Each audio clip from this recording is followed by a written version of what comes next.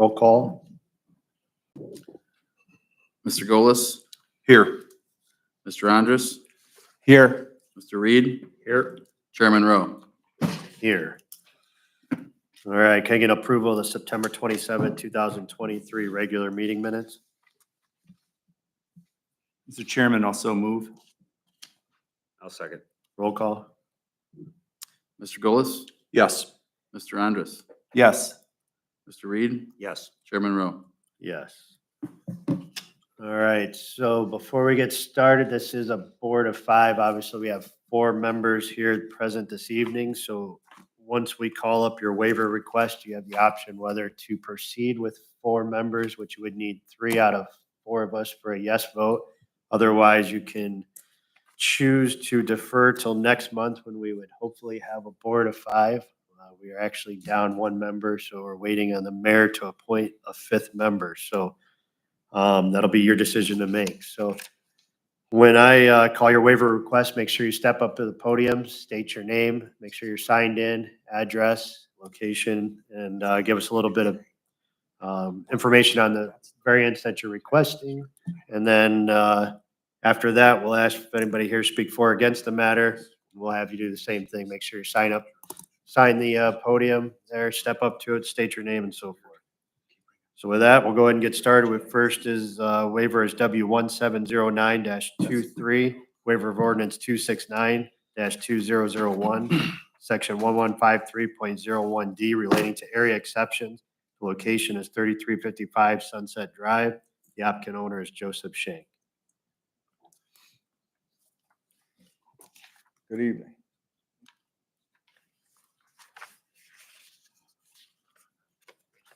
Go ahead and state your name, address, location, and then give us a little bit of what's your variance request, background on why you're requesting the variance. Joseph Shank, 3355 Sunset Drive. Just wanted to have more room, building an outbuilding for our property there. Just so my wife could really pull her car in our garage we have. And putting all our other stuff in this outbuilding and getting stuff out of the basement for hobbies she's got. That's it, mainly for storage. And it's 13 foot into the setback zone on a straight line, and I figured it's like 190 square feet, so. I assume engineering has looked at this and. Yes, Steve Shrake, the Building and Zoning Department and Department of Public Service have no objections to the request as submitted. And also I spoke, you mentioned engineering, I spoke with engineering on drainage, and you know, we have in plan to put tile in. I think 6-inch and 4-inch tile.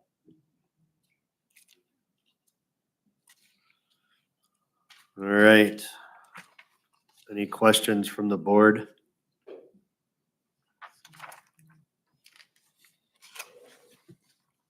Anybody else here to speak for or against the matter? Well, hold on. Sir, you made sure you stepped up. Did you sign in, sir? No, I did. All right, make sure you sign in. State your name and address. And then, Oscar Webb, I'm at 3326 Bayside. And I just got one question. Is it a 1-story building? Okay, that's all. That's my only question.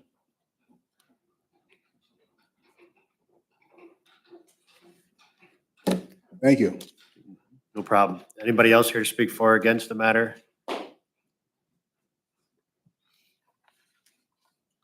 Yeah, Mr. Chairman, this is the same thing that we've encountered many times. It's the 100 foot from the center line of a major road. Correct.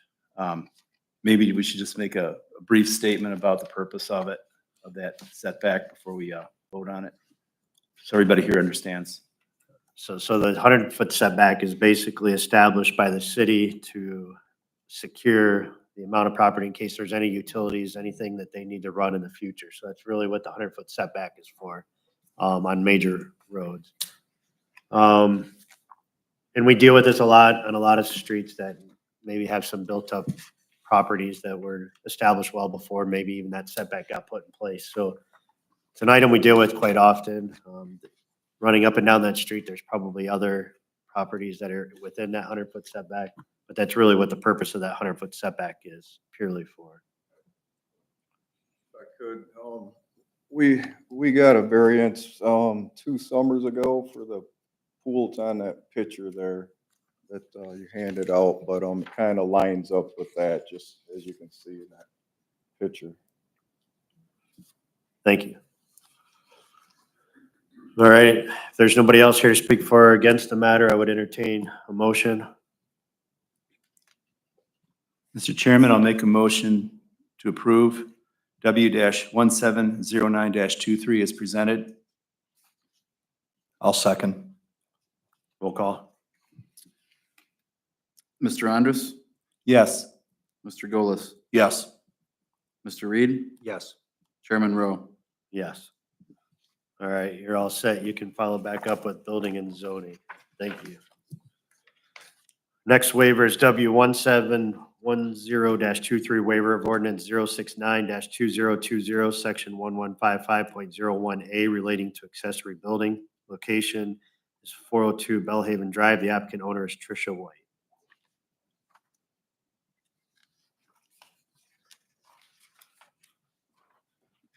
Dominic White on behalf of Tricia White, 402 Bellhaven Drive. We're requesting to put in a permanent storage shed in the side yard. The initial request for the building permit was denied because it is a corner lot and we don't have a backyard, but the regulations state that a shed would have to be placed in the backyard.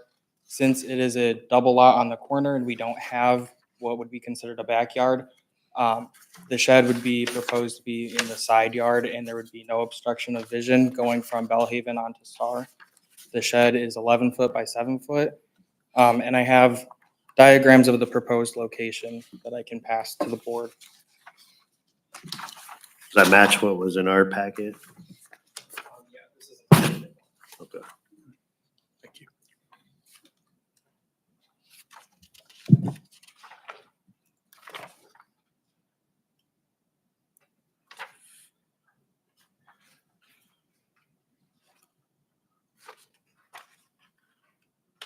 All right. Any questions from the board? Anybody here to speak for or against the matter? With that, I'd entertain a motion.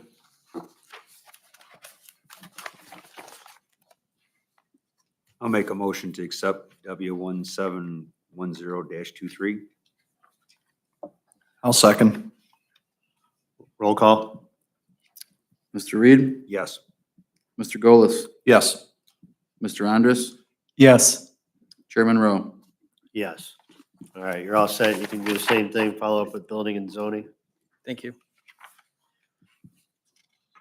Next waiver is W-1711-23 waiver of ordinance 069-2020, section 1155.02B relating to fences. The location is 2601 Seaman Road. The applicant owner is Margaret Nash, trustee.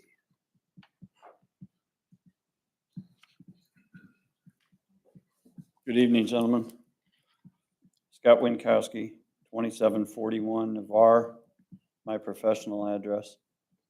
I represent Margaret Nash as a trustee of the Feely Trust. The matter before you today is regarding the extended fence that goes along Seaman Road, I believe, through the back of along Wheeling Road and goes behind the house about 20 to 30 feet. And it is instead 6 feet tall. It's 6 feet the entire length of the house, but the rear is the portion that we're dealing with because once you get past the house, the requirement is that it can only be 4 feet. we have a 6-foot fence in place right now that goes all the way back. We are screening ponies that are used in the business of the tenants or the occupants of the house who are using it for care under her psychological and therapeutic business that goes on, or I don't want to say business, but her treatment is used. That matter we will have to make, and we have made. I just confirmed with Mr. Shrake that my client sent in this afternoon an application for a special use exemption for the actual use of the ponies and the preservation of the ponies on the property. Zoning's recommendation here is that the extended 6-foot portion of the fence be approved, subject to the Planning Commission approving the special use exemption for the ponies. So what I'm asking you today is to approve this subject to Planning Commission's approval of the ponies. And this is an extremely distinct area. I actually drove by there this afternoon and looked. If you look on, and if you could keep going, Mr. Shrake, with the blue line where the Toledo and line is. That line, my clients own the first 3 properties, and that blue line designates the city of Toledo and city of Oregon property line or jurisdictional line. The front of these properties are all in the city of Oregon, and so because they are on the city of Oregon with the frontage, they're considered Oregon properties for purposes of zoning, even though the area in question where we have both the fence and the ponies is city of Toledo.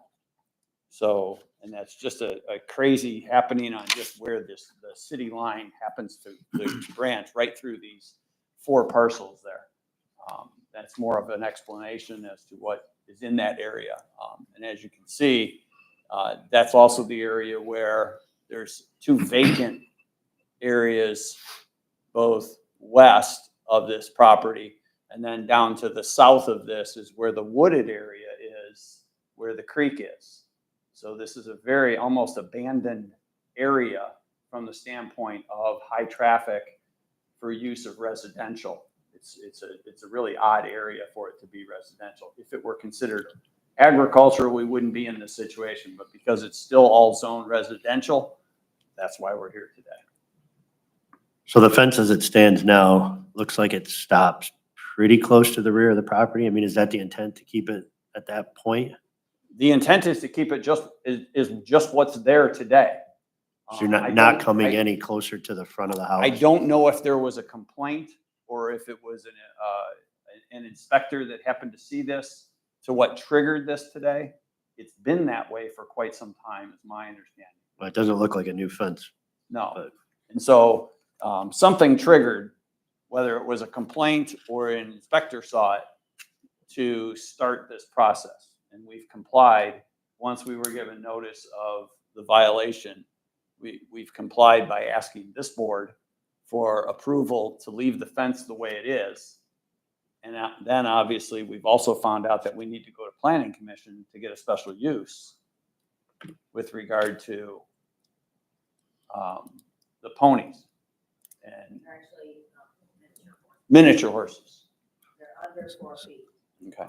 So So- when it turns, I think this diagram was showing that turns 90 degrees and goes 20 feet, which that was hard for me to see. I don't think, but I guess once we get to that point where it's behind the house, the front of the house, I guess the wheeling side of the house, you can go to 6 foot regardless.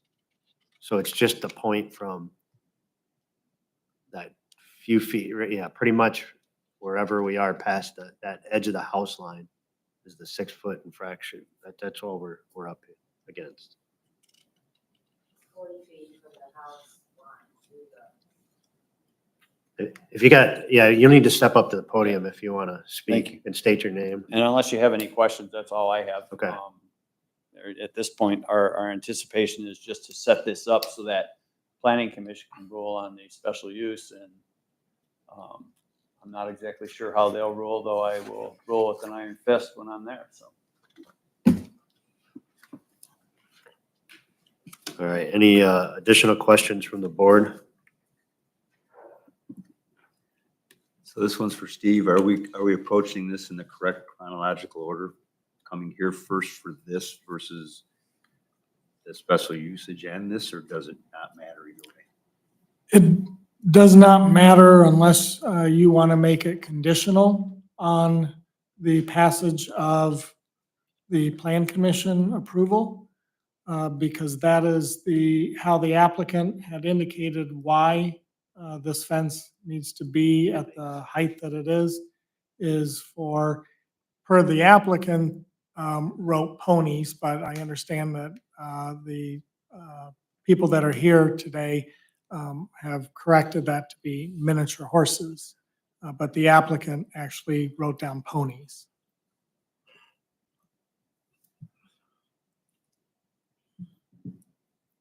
Any other questions from the board? I have a question for the applicant. This, and you might have to come up, or unless your attorney is going to answer, is the reason you're requesting a 6-foot high fence because people are messing with the miniature horses, or is it to keep them in, or? Well, my original request for the variance was because of the noise, the privacy, and there are people that do come up and stop sometimes and see, once they see the horses there, and they pull off the road, and, I do want to avoid that kind of, like an accident happening or something like that. But the original request was for noise, privacy, and security, because we have people leaving trash there. We have people crossing our land, our yard to come through the front. It's a very noisy corner. And that was the original reason I wanted the variance. My sister inadvertently, I've had the ponies there for 4 years. I come every summer because I have elderly brothers that live there, and I've come to take care of them because I'm a teacher, a special education teacher. I come every summer to assist them, but now I moved here. And so therefore, and I usually brought the ponies during the summertime, but I would take them back with me to my, home in New Mexico. And now that I'm living there, I want to have them there with me at the property but that really was not the Humane Society had come out. They said that there was no problem with having them there. So I didn't realize that this was even going to be a problem. The only reason that it is a problem really is that she mentioned it in the variance request, because you can't even see them past the 4 feet fence. They're very small horses. Okay. And I use them for therapy for autism, children and things like that. And so that's why I have them there. But like I said, the original reason is for security and privacy and the sound barrier. The additional benefit to it is that people have pulled over, they see them, and they go, oh, and they want to, see them, show their kids or whatever. And I want to avoid that, any kind of catastrophe there at that point. That's why I put the 6-foot fence there. When I first came to the office, the gentleman told me that past the house, it would be okay to have 6 foot. So I thought that was okay. And then I found out, well, it's only at the house line, which is, we already had a 4-foot fence there at where the location of those ponies. So, I just wanted to raise it up so that it wasn't chain link, and it was privacy. I did want the fence to go down past the carport area also, but, that can be scooched in and gone in. If I bring the 6-foot fence, it's actually 3 8-foot panels of 6 foot that are, if I bring them in, it takes up about 5 feet of the pony space that I have for those animals. And that's why I want to keep it at that place. Over the carport, I can go ahead and scooch that up at 5 feet. It's not a problem to the house line. as far as, because the 4 feet, we have 4 feet in the front here. We brought that down. I was gonna put 6 feet all along the whole road, but I cut those panels down to 4 feet. So there's basically 3 8-feet sections that are in question of the 6 feet. Thank you. You're welcome. Any other questions from the board? Anybody else here to speak for or against the matter? With that, I would entertain a motion.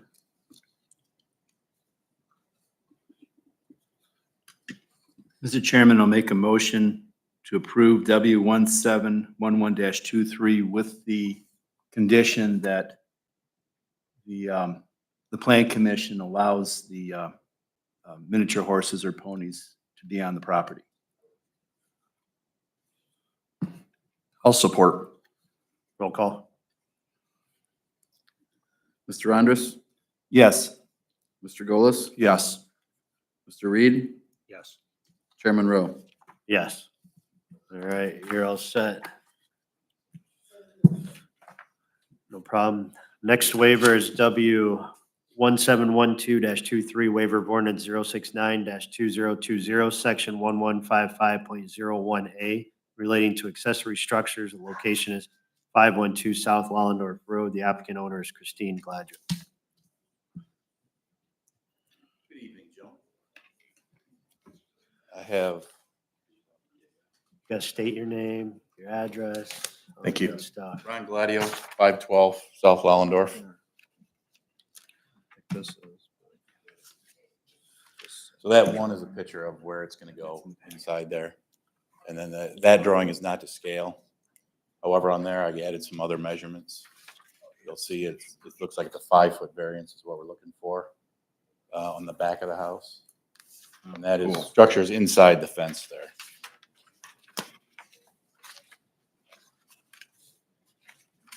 I can't go anywhere further back because obviously it would be in the pool area, so. Does that So make this sense? still all sits inside that fence that's running right down? It's all inside the now. fence. Okay, yes. Correct. yeah, yep.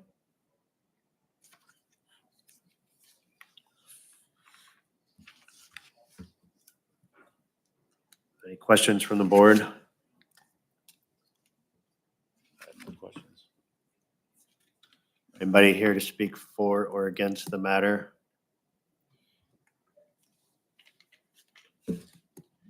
With that, I would entertain a motion.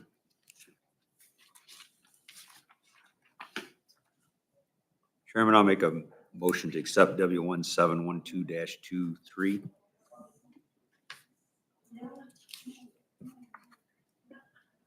I'll support. Roll call. Mr. Reed, Yes. Mr. Andrus, Yes. Mr. Golis, Yes. Chairman Rowe. Yes. All right, you're all set too. Thank you. With that, we will adjourn the Board of Zoning Appeals meeting at 5:23 and open the Board of Residential Building Appeals. So, same thing goes if you were sitting here before. Basically, this is a board of 5. We're down to 4 members right now. You'll have. Thanks. In the middle of a meeting. This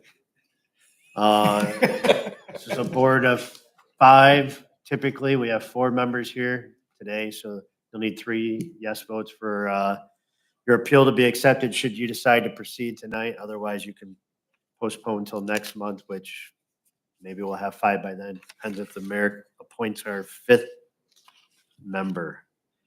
So with that, we'll go ahead and get started. Make sure you step up to the podium, state your name, sign in, and then give us a little background on what the variance request is for.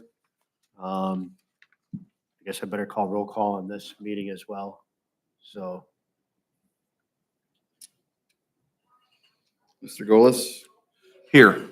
Mr. Andrus, Andrus, here. Mr. Reed, Here. Chairman Rowe. here. All right, we'll go ahead and get started. First appeal is A 3123, appeal of section 305.4 of the 2017 Ohio Plumbing Code relating to freezing. The location is 2059 Lakeview Avenue. The applicant is Dave Evans.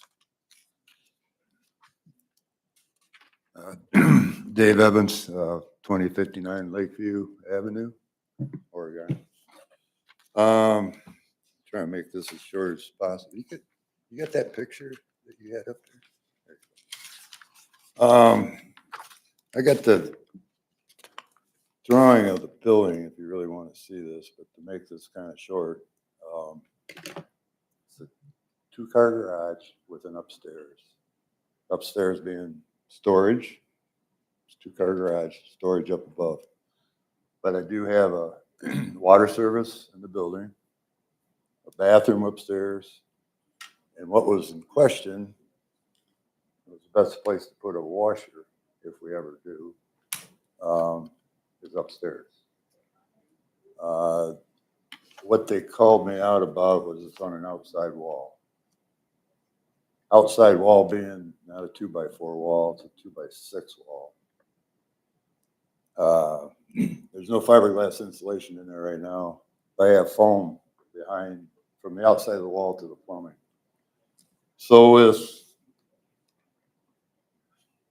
blue board premium foam, I got 2 inches before those plumbing pipes to the outside wall.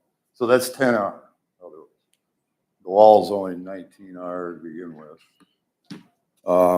If you read the code, the only thing that's in the gray area is, you said unheated building. Well, I got plumbing in the building, so that's obviously not going to happen, the unheated building.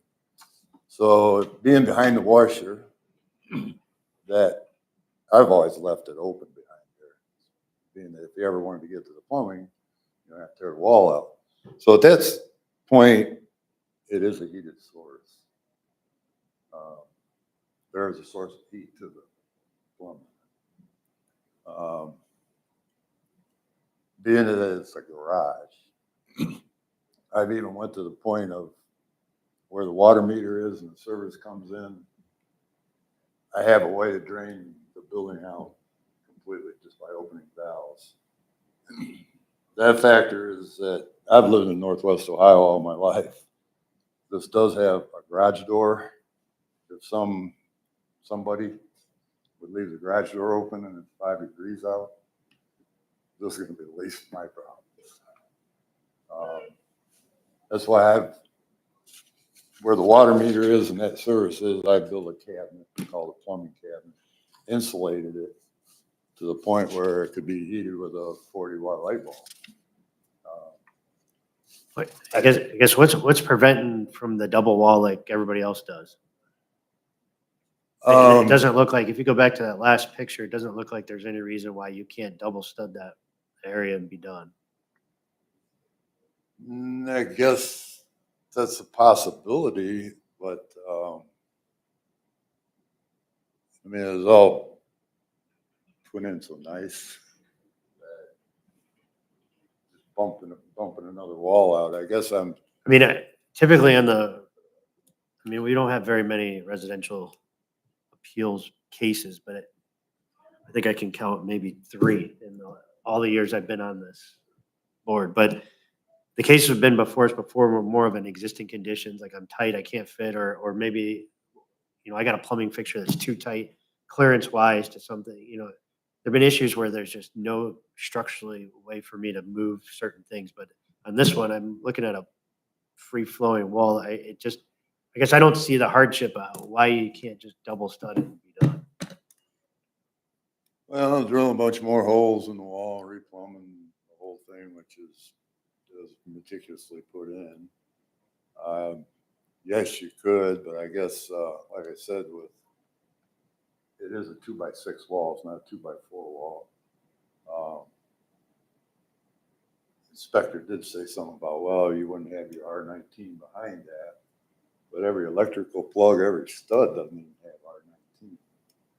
But if you read the code, it says unless, it says not on an outside of an outside wall. Yeah. Which apparently it's not. in an attic or a crawl space, which it's not. Concealed in an outside wall, which, like I say, by leaving it open, which I would do anyway. So if you ever had to get to the plumbing, you ain't tearing drywall out. It is behind the washer.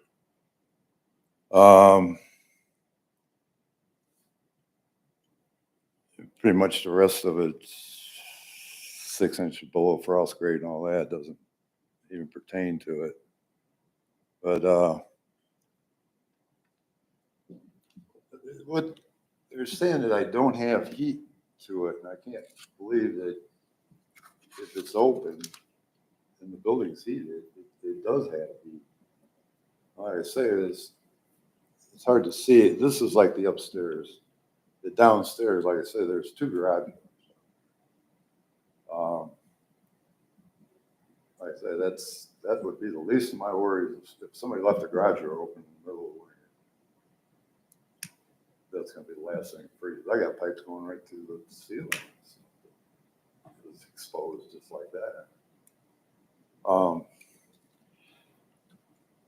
mean, if you decide you want me to tear it out and But heat build trace it? another wall, another 2 inches. Can you heat trace it? Well, I've had this situation where, believe it or not, the water lines didn't freeze, but the trap freezes on a house I built. And it was in a double wall, because I believe that met code. I had 7 inches of wall. And I insulated real well behind it, but I insulated in front of it and drywalled it. And no room air was getting in there, and the trap would freeze on just crazy, crazy cold, hard northeast wind blowing on a vinyl sided house. A couple times the trap froze. So a wash machine kicks on, you got 10 gallons of water on your floor, but the pipes PEX never froze. But you're within 1.5 inches of meeting code as far as if you furred out the 5.5 with 1.5 inches, you'd have a 7-inch wall. So other than the fact that you got to re-drill your drain and pull all that forward 1.5 inches, I believe you'd meet code, wouldn't you, if you had that extra 1.5 inches in there? And then on mine, when I ran into that, I did take the drywall out. I put just a cold air grate over it for looks, even though you couldn't see it, just to finish it, to let room air transfer into that cavity. So is your intention to drywall the room someday, just not that cavity where the plumbing is, or is it never going to be drywall? That's what I say. It's never gonna have drywall over it. In other words, enclosed in a wall. In other words, the whole room's never going to have drywall, or just that section. Just that section. We put an access panel there or something. Can't Well, if you leave put an the access insulation panel in, exposed. you're actually enclosing it from the heat source. But but you can do exactly like he said with Aesthetically. basically a louvered panel or something in there to be your access point in there. I Yeah. guess if it's Well, got paper on it, it wouldn't be. I guess this is not a house. Right. It's not in my living room where I gotta look at something like this. It's a garage. Yeah. This is a storage area. I mean, the only reason I put it in there is like, well, maybe someday I might want to wash some rags or some towels or something. You know, but this became an issue, like I said, with 2x6 walls, not a 2x4 wall. Correct. With foam in between, I got 10R already. So, like I say, I'm only 9R for being the same as if I build another wall. You put a high density R15 3.5 behind it, you got R20 between that and the outside face. Well, imagine you have some lighting. I mean, you got 1/2 inch plywood out there tied back in vinyl siding. 1/2 inch plywood, maybe another 1/2R tied back. I guess what I was getting at is as long as I don't enclose it in the wall, I really am right in the code because I'm providing a heat source. And like I say, to add to it, being a garage, I've lived in Northwest Ohio all my life. If I ever wanted to drain this whole water system out, it's a matter of opening some valve, the whole thing drains out.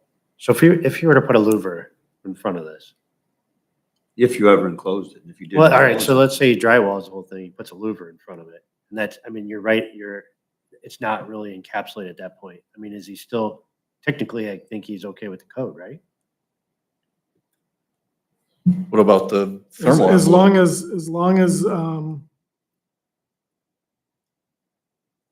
He still the doesn't have pipes R are not nineteen in his subjected wall. to freezing Doesn't behind electrical. temperatures. However, there's no guarantee that if he may not, in his time of ownership, drywall it, but then the next person may not understand why it was left open and drywall it and then conceal it, and then they have problems later. So that's one concern. And was the inspector aware that of your intention of not enclosing it or leaving it open? I almost had her talked into it, no problem, but he said, I mean, pretty much I know what it is. He's trying to do it. I admit that. He don't want to come up later and be his Yeah. problem. Like I say, the whole, I don't know if you realize, but there is a bathroom in this building too. So, like I say, if this area isn't heated, I got a lot more problems than just frozen trap. I got a toilet, a shower, you know. Like I say, there's water lines going through the ceiling joists, floor joists, whatever you want to Could call spray it. foam spray home that whole cavity, which helps with your R value. And put a louver or something on the front of it, but If you put a louver over it, you would solve that problem with somebody else come along later and, okay, I'm gonna put drywall over this, I don't like the looks of it. So, I mean, I'm perfectly willing to do that. Kind of, Well, if you had a louver there and it was finished, they might have a tendency to look at it and investigate, why is this louver here? And it's behind the fixture, so it's not like they're gonna, I don't think that would be an issue. yeah, especially if there's a washer and dryer sitting in front of it, Yeah. nobody's ever really, They would have a reason to understand why it wasn't closed, I think. I've built a couple houses, remodeled a lot. I've never closed in plumbing behind the washer. I mean, that just seems like a bad idea. Anytime you ever have a leak or want to change a valve or anything, you'd be chopping the drywall back out. So I guess I was wrong. no, I know you're not supposed to. And you're right. We the double electrical stud 'em. panel, but the electrical panel doesn't have water. No, I know. We always double stud up. Right. You know, so you get your You insulation. bring it out, so you have, Even with within the the six- thermal envelope. Even with a 6-inch wall, you're gonna double. stack. Well, no, I mean, yeah, you could still build houses today in 2x4, so he's already 2 inches in the better. Yeah, but then you have to have continuous insulation on the outside. Correct. All of the plumbing needs to be within that Correct. thermal envelope. That's the point of the code. So if he can get an R19 behind that plumbing, he's good. That means build another wall out for another 9 hours. So like I say, if you really go to the code, I'm providing the heat source. I'm not doing anything wrong. What'd you say when I said about the heat trace? You can't conceal it in a wall. Well, I got my louver again. I heat trace it and I put a louver on it. What's wrong? I don't think it's listed to be used that way. Try to be creative. I know. Yeah. We got those. Yep. That's in our packet. Yep. Yeah. Providing heat source. And it's not outside, it's not like it's floored with hot water heater.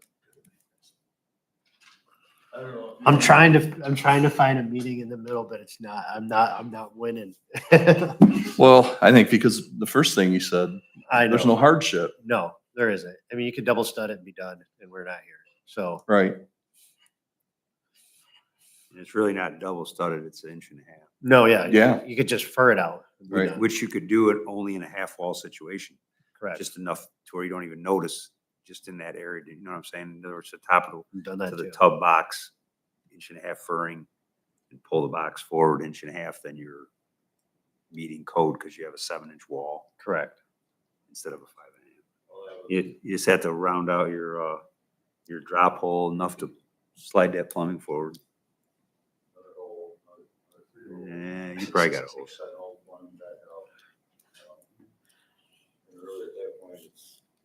It's not really much more insulation. I don't know. Like I say, if it's providing a heat source, I'm definitely doing it as this code is wrote. So if you want to make me do something like that, I guess we can tear it back up. It's up to you guys at this point. All right, any other questions from the board? I'm gonna take a wild assumption there's nobody else here to speak for or against the matter unless Paul walked in because he wants to talk about it. No. Okay. All right, with that, I would entertain a motion.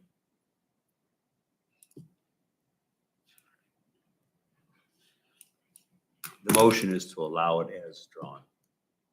Correct? Correct.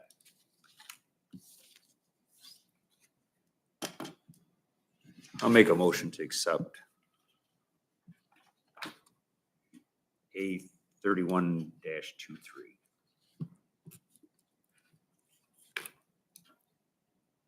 I'll support. Roll call. Mr. Reed, Yes. Mr. Golis, No. Mr. Andrus,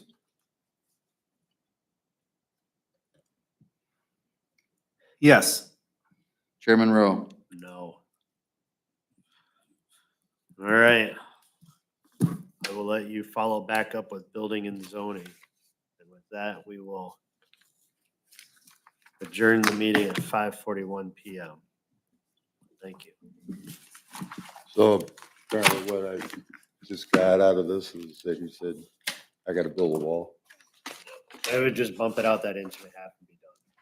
Push it out and get it so you can get that full insulation back behind there. All right.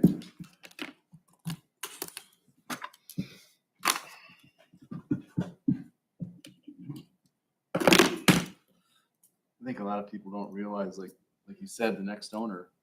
You Good. had this problem. Was that you had this? Yeah, because he knows the Yeah, but situation, but